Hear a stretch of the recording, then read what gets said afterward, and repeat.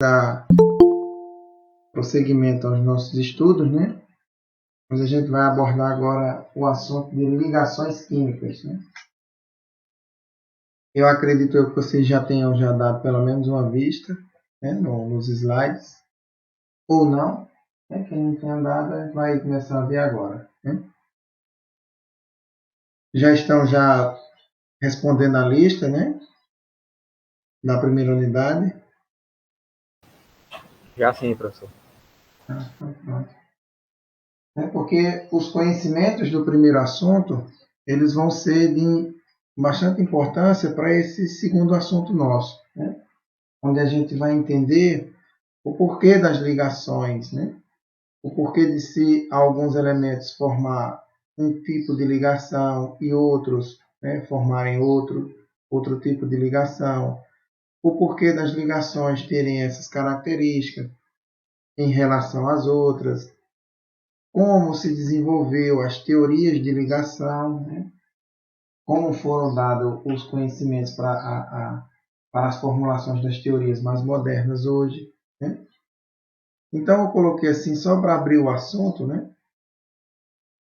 E nós sabemos que na natureza existem bastante substâncias como é que eu posso dizer, com características visuais bastante semelhantes, né? Quando a gente pega, vamos supor, sal e açúcar refinado, muitas das vezes, né? Eu acredito que vocês nunca passaram por isso, né? Mas eu já passei uma vez, né? De trocar o açúcar por sal, né? E em vez de adoçar o café, salgar, né? Já passei também, professor. Ah, então pronto. Então, para vocês verem que duas substâncias que são ao ponto de vista visual, né, são bastante parecidas, mas elas nos constituintes que fazem parte são bastante diferentes, né? Quando a gente imagina o sal de cozinha, né, a gente já é cansado de saber que é cloreto de sódio, né? Mas há uma estrutura, né, que mantém esse padrão de átomos unidos, né? Esse padrão de união é chamado de ligações químicas, né? E qual o tipo de ligação atribuída a esses elementos, né? Ela é chamada de ligações iônicas, porque é a junção de dois íons, o íon de sódio, Na+, e o íon cloreto, Cl-, né? Aí já quando a gente olha para a molécula de sacarose, que no caso é C12H22O11, né? A gente vê outro padrão de ligação, né? Já são ligações covalentes, né? Onde essas ligações diferem, né, das ligações iônicas, né? Eu não tenho mais a formação dos íons, né? Eu tenho a dissolução ou a união de macromoléculas, né, mantidas em água. Então a gente vai entender essas características e o tipo de ligação e o tipo de átomos envolvidos na ligação é o que vai nos dar características para saber se uma substância pode dissolver a outra, se aquela substância tem características mais hidrofílicas ou hidrofóbicas do que outras, né? E vai nos dar uma bagagem ainda maior para inferirmos conhecimentos quando a gente estiver falando sobre equilíbrios químicos, sobre dissolução de soluções aquosas, né?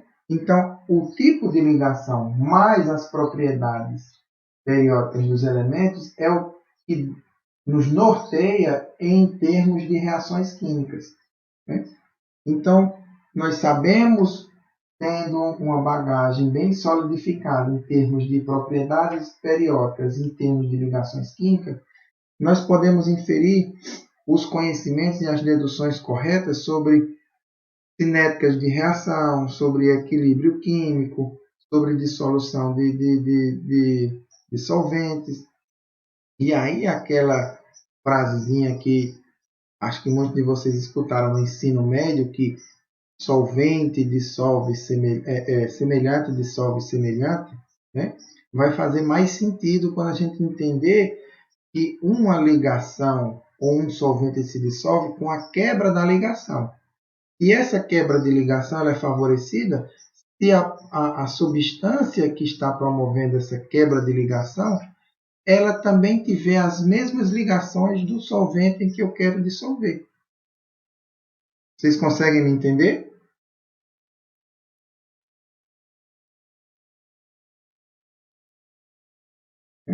Então, esses conhecimentos que nós estamos adquirindo agora, nessas primeiras 2 unidades, né, elas são de fundamental importância para todos os conhecimentos em química. Né? Aí a turma de ontem me perguntou, professor, mas a gente vai ter que decorar tudo isso se a gente só vai usar lá na frente e nem vai usar? É a turma de agronomia. Não sei se vocês também são de agronomia, de engenharia civil ou de alimentos. Eu não sei a formação. Civil, né? Pronto. Mas não é porque é de engenharia civil, vocês não vão usar conceitos de química. Claro que sim. Né? Quando vocês estão na produção de um tipo de concreto, um tipo de cimento, vocês têm que avaliar quais são os materiais que vocês vão usar. Né? Vocês vão usar lá, vamos dizer, vou usar caulim, né? Que é o nome vulgar do carbonato de cálcio, né? Ou o cal branco. Né? Tem que saber a formulação química dele, saber o porquê que ele é usado, que ele é um óxido, né? Um óxido de cálcio. Saber como é que se dá a formulação do cimento, que a gente também já sabe, a gente sabe que o cimento é uma junção de materiais para se formar o cimento. Né? Então, todos esses conhecimentos, muitas das vezes, como me perguntaram na aula passada, você não precisa saber de cor e salteado. Como eu até dei o exemplo, você não precisa saber todos os elementos da tabela periódica pelo nome e o número atômico de todos. Né? Mas basta você entender os conceitos e as propriedades que norteiam a tabela periódica. É a mesma coisa quando você faz, alguém está estudando linguística e se gaba de saber todas as palavras do dicionário Aurélio. Né? Mas essa mesma pessoa não sabe colocar uma palavra numa frase. Não basta você saber mais sobre aquilo, basta você entender os conceitos, que eles é o que serve de base para o seu conhecimento. Você sabendo os conceitos, você jamais vai esquecer o que vai nortear aquele assunto.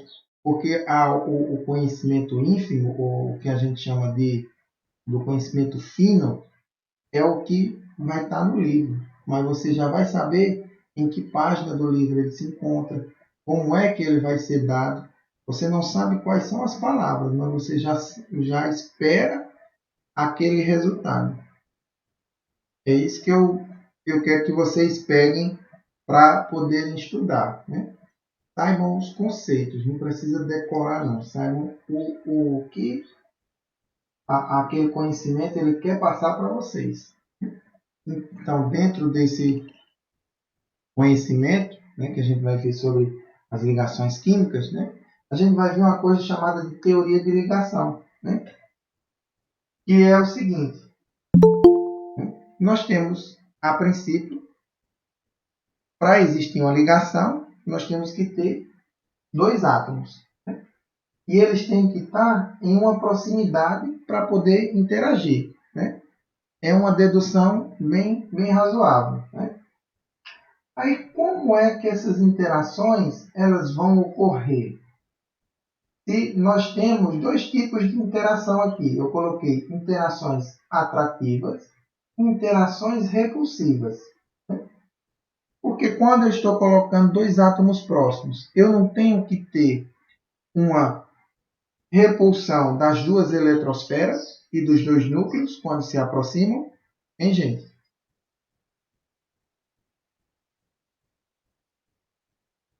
Uhum. E em contrapartida, eu também tenho forças de atração da eletrosfera pelo núcleo vizinho, que são de cargas opostas. Então, uma teoria vigente da ligação é que as forças, vou colocar aqui, as forças de atração, elas têm que ser bem maiores do que as forças de repulsão. Para que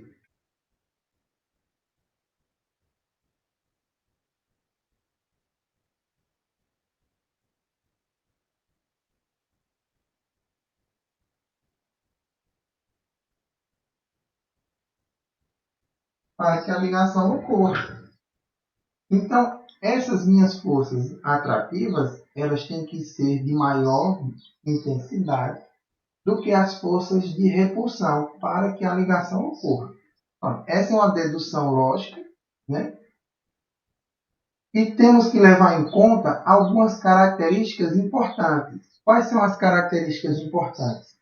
A polaridade, porque se estamos atribuindo que estas ligações ocorrem com elementos com cargas elétricas, então vamos atribuir que na ligação, né, na ligação tem que haver o quê? Uma polaridade desta ligação, né, quando feita. Outra característica importante, né, é a distância que favorece esta ligação. Né? Existe, no caso, uma distância mínima para que a ligação ocorra. Então, se existe uma distância, existe uma polaridade, né? Vai existir como característica importante uma energia. Né? Então, aquelas energias, até eu reforço o assunto anterior. Aquelas energias de potencial de ionização e afinidade eletrônica, nós vamos utilizar muito aqui. Então, peço a vocês para revisar. Se não entendeu, pode perguntar sobre afinidade eletrônica, energia de ionização, porque são as energias que nós vamos utilizar como base para a gente fazer nossos balanços energéticos. Né? Eu preciso saber quanto de energia um átomo teve que liberar na hora que cedeu o elétron, né? Na hora de receber o elétron, quer dizer, quanto um átomo teve que receber para doar aquele elétron. Como é, gente? Pensam sobre a afinidade, né? A gente vai ver quando a gente estiver olhando nas ligações iônicas, né? Eu vou dar um breve resumo. Então, eu estou só reforçando a vocês que dêem uma ênfase mais nessas propriedades, né?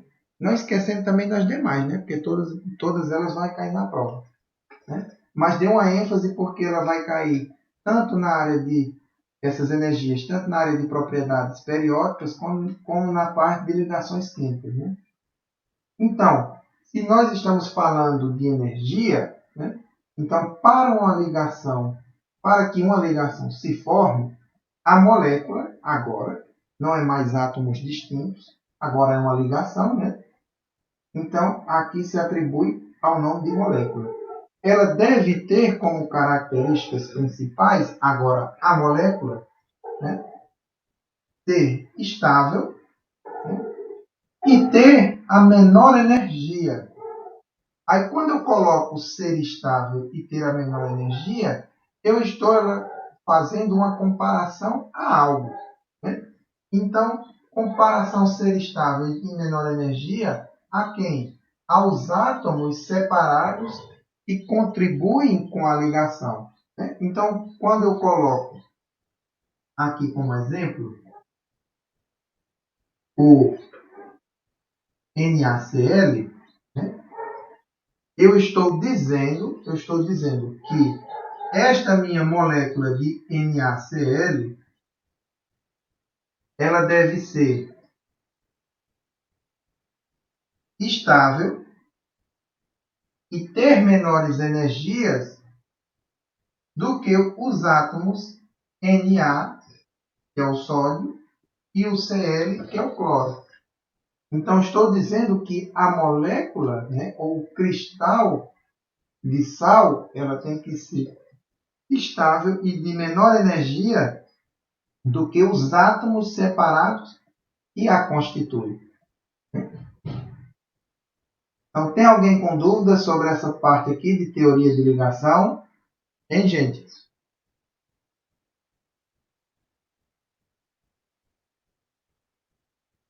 Então, posso passar, né? Tem alguém copiando?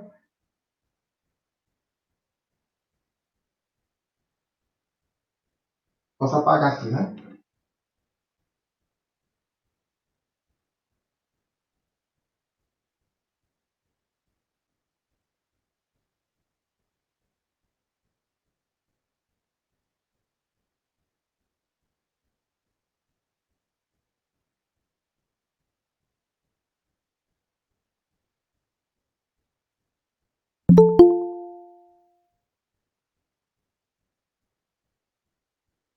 Bruno, a prova eu acho que mais tardar na segunda semana do mês que vem.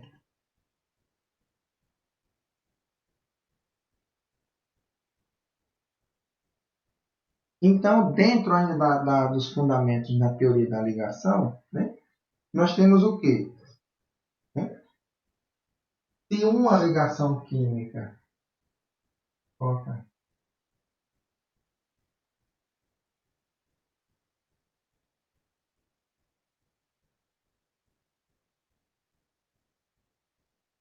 existe, né, ela existe em alguns padrões ou alguns tipos de ligação. Né? Então, em termos de tipos de ligação, nós temos, né,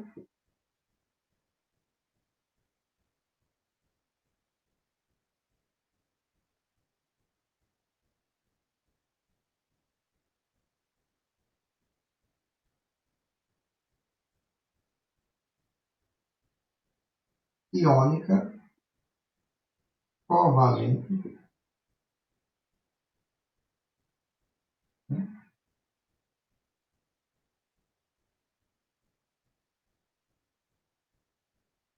e metálica, onde a gente vai dar mais ênfase, né, aos nossos estudos, essas duas primeiras, as iônicas e as covalentes.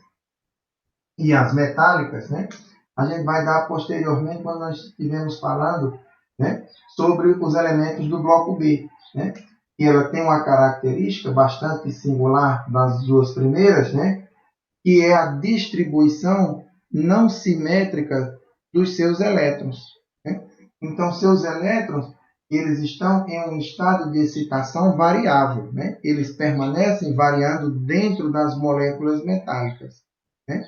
O que faz com que essas moléculas metálicas elas tenham uma característica bastante peculiar, que é a alta condutividade elétrica. Por isso, toda liga metálica ou todo objeto metálico, ele é bastante condutor de eletricidade, porque na sua formação de ligação, os elétrons eles ficam, como é que eu posso dizer, imersos numa eletrosfera conjunta, só que livres. Né? Então, eles permanecem em constante movimento. E esse movimento de elétrons faz com que conduza a eletricidade com maior facilidade. Né? Diferente das duas primeiras. Né? E existe uma configuração eletrônica específica para cada um deles. Né? E aqui, na ligação metálica, ela quase que não existe. Né? Mas nós vamos dar mais ênfase dentro do tema sobre ligações iônicas e covalentes. Né? Há uma característica da ligação iônica, né? Como propriamente o nome diz, né? Além da formação de íons, né?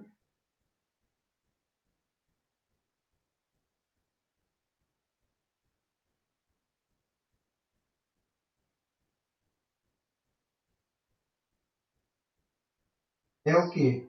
Ela tem como característica, né, para formar uma ligação iônica, ter um elemento positivo e um elemento negativo. Esse elemento positivo, né, ele também pode ser escrito como elemento eletropositivo ou, como a gente já sabe, é o cátion. E o elemento eletronegativo, o elemento negativo, ele é o ânion. Então, a característica geral para uma ligação iônica é a formação, né, ou ele deriva-se, né, de íons. Né? Então, ele tem que ter, na sua concepção, para ser uma ligação iônica, esta formação ou esta derivação. A formação de íons ou ser formado pela junção dos seus íons, de um cátion e de um ânion. Né? E já a covalente, Dá um exemplo. pronto, quando a gente vai fazer, como eu disse no início da aula, né? O sal, né? Qual é a característica? É a junção de dois íons. O íon sódio, que ele é positivo, e o íon cloro, que ele é negativo. Outro, a gente pode denominar, a maioria dos sais encontrados no ambiente são de ligações iônicas. Quando a gente faz, vou colocar aqui como exemplo, né?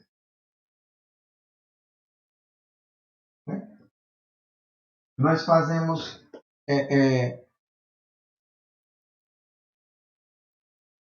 o cloreto de césio, né? Ou o sulfeto de zinco. Né? Quando a gente diz cloreto de césio, sulfeto de zinco, são todos sais, né, encontrados no ambiente. Né? E a dissolução desses sais, né, eles são formados. O césio é o íon positivo e o cloro, o seu contra-íon negativo. Da mesma forma, né, o sulfeto de zinco, o zinco positivo mais o enxofre negativo. Como é que nós vamos saber quem são os íons positivos e quem são os íons negativos? Aí eu volto a dizer, a gente vai saber ou a gente vai prever quem serão os seus íons positivos e negativos quando a gente estiver olhando para as os potenciais de ionização ou as energias de ionização. Uma característica que até eu coloquei lá nos slides anteriores, que a energia de ionização, quem tem as maiores energias de ionização, tem como característica a formação de cátions. Então, quem tem energias de ionização alta, que no caso é a energia necessária para se remover um elétron na fase gasosa, né? Quem tem essas energias mais favorecidas, então tem a tendência a formar cátions, que são o quê? Quando eu tenho, vamos supor aqui nesses mesmos dois exemplos, tenho o césio, e aí eu tenho uma energia de ionização, e eu pego esse césio e retiro um elétron dele. Se eu retirei um elétron, com que carga esse novo césio ele vai estar? Opa, se eu retirei um elétron, quer dizer que ele tem mais carga positiva, que são os prótons, do que carga negativa, que são os elétrons, visto que ele acabou de perder um elétron. Vocês não concordam?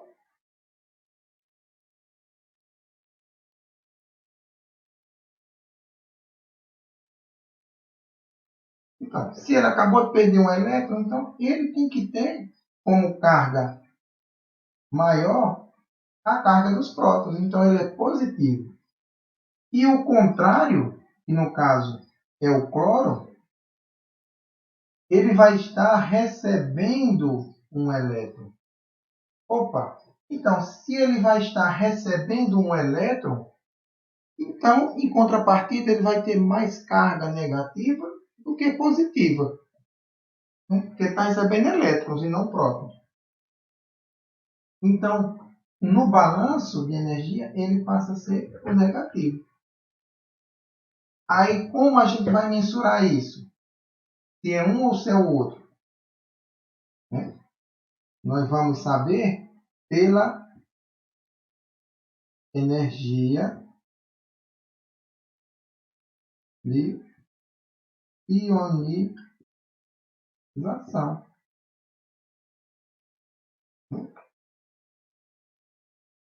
Quem tiver a energia de ionização mais alta, então é porque tem a tendência a formar cátions, que são os íons positivos. Então, opa, se aqui do exemplo, se quem tem mais energia de ionização é o césio e ele forma um cátion, então, em contrapartida, o cloro, que constitui ele na molécula, ele tem que ser o contra-íon, que no caso é o ânion, para poder receber esse elétron. Então, a gente, com os conhecimentos que nós adquirimos até agora, a gente tem como inferir algumas informações aos conhecimentos que a gente vai adquirir agora. Entendeu agora como é essa questão de você ir subindo degrau por degrau no conhecimento? Então, a gente tem como começar a inferir esses conhecimentos. Né? Pela energia de ionização, nós vamos saber. E o que é que me comprova isso? Justamente o outro conhecimento, ou a outra propriedade química, que é a afinidade eletrônica. Ela diz o quê? A afinidade eletrônica é a energia liberada quando um elétron se liga a um átomo na fase gasosa. Então, quem tiver mais afinidade eletrônica, ele tem a tendência a formar ânions, né? Porque ele tem a tendência a receber elétrons. Se ele vai receber elétrons, então ele vai ter mais carga negativa do que positiva. Então forma os devidos ânions. Né? Aqui na ligação covalente, eu tenho como característica fundamental, né, a formação, né,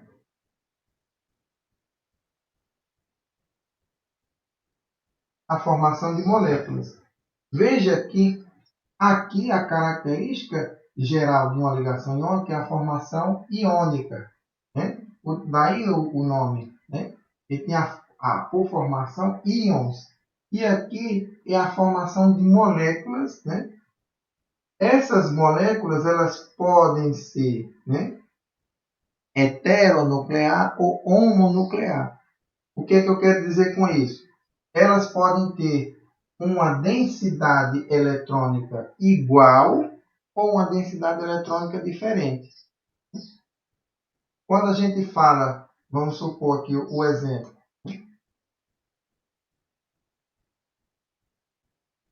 da água,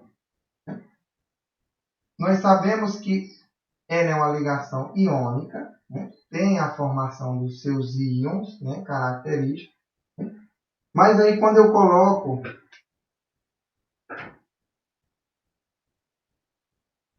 vamos supor aqui,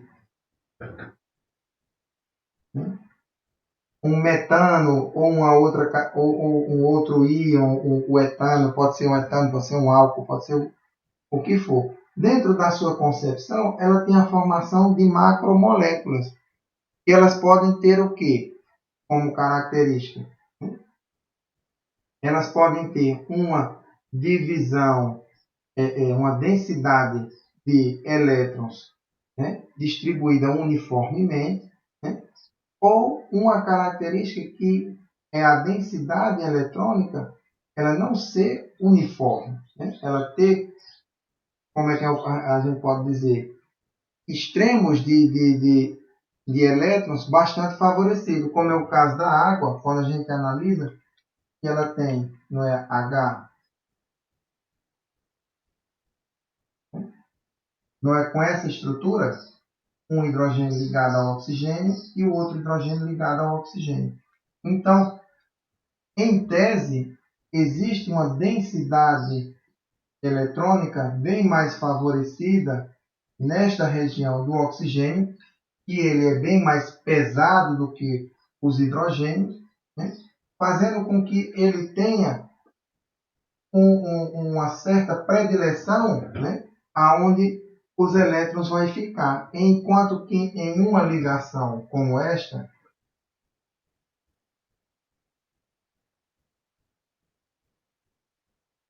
que é o caso do metano, eu tenho uma distribuição igualitária dos elétrons. Então, aqui eu tenho como se fosse desta maneira.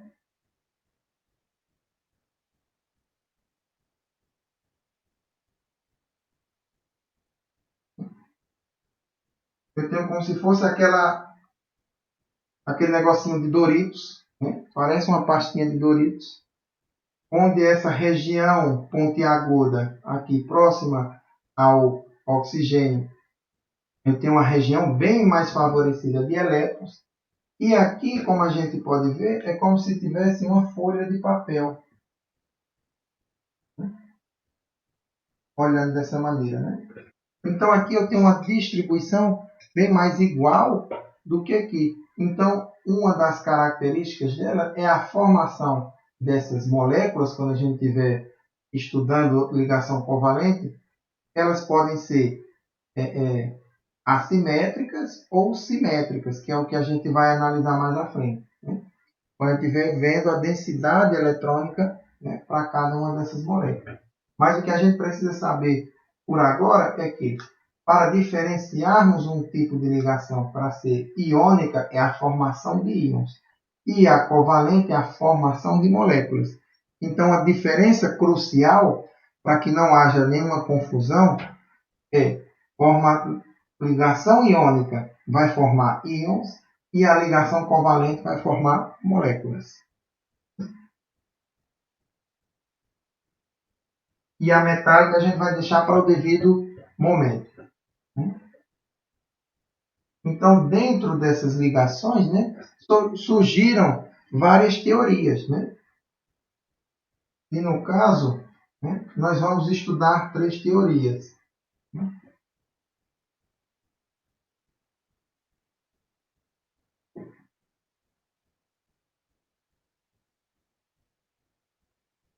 Quais são elas?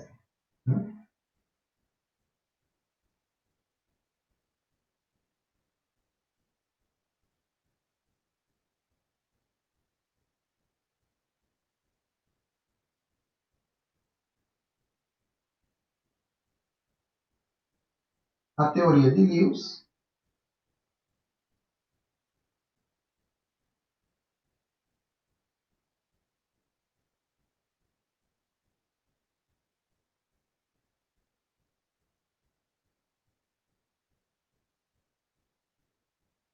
a teoria de ligação de valência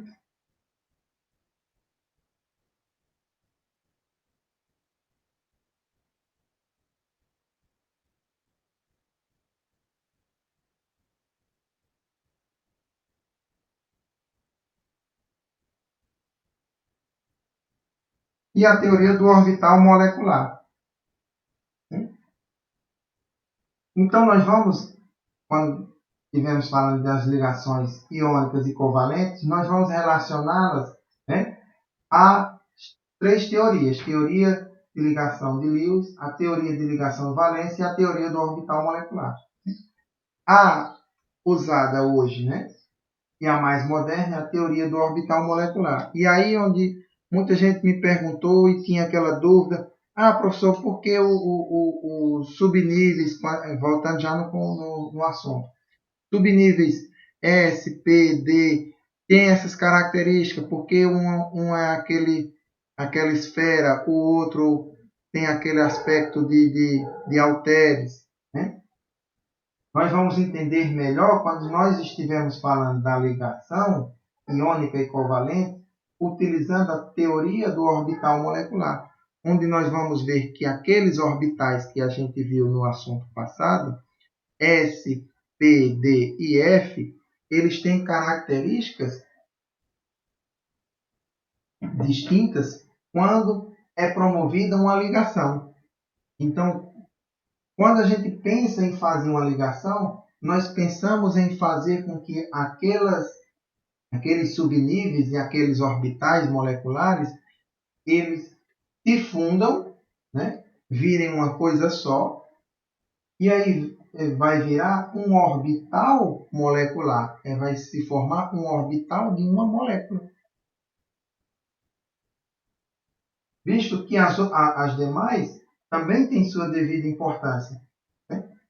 Nós até hoje, para explicar ligações químicas, né, nós explicamos com base na teoria de Lewis, né, que é uma base de conhecimento bastante simples, né, e de fácil entendimento.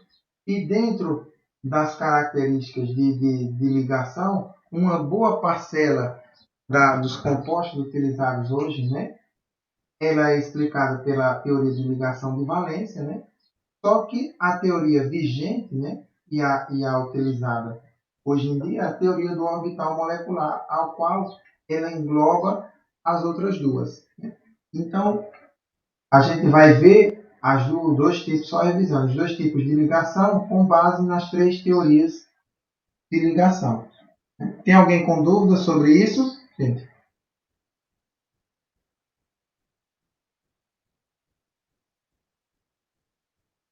Então, vamos passar para frente.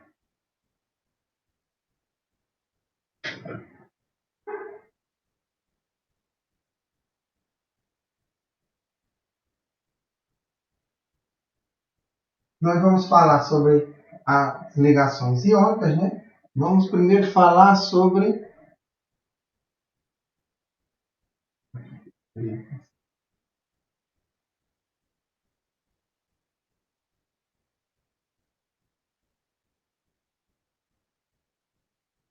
vamos falar primeiro do que é feito, né? Quais são os compostos formados, né? Elas são, na sua maioria, né? Como eu coloquei bastante exemplos, na sua maioria são feitos de compostos binários, né? Então, a gente pode elencar algumas características. Então,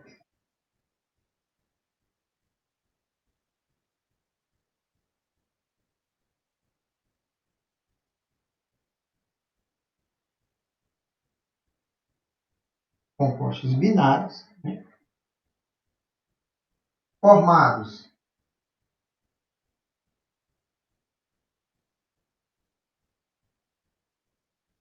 por, vamos colocar,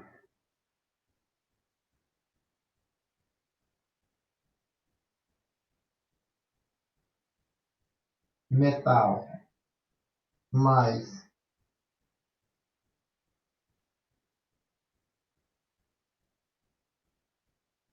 um ametal, né? Tem como características, né? Mais uma característica,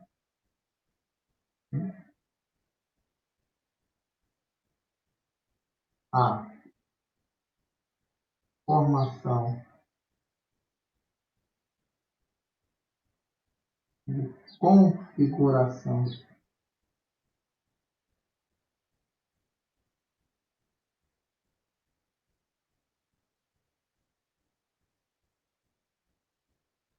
de valência do tipo N, S2, N, S3. Então, Professor,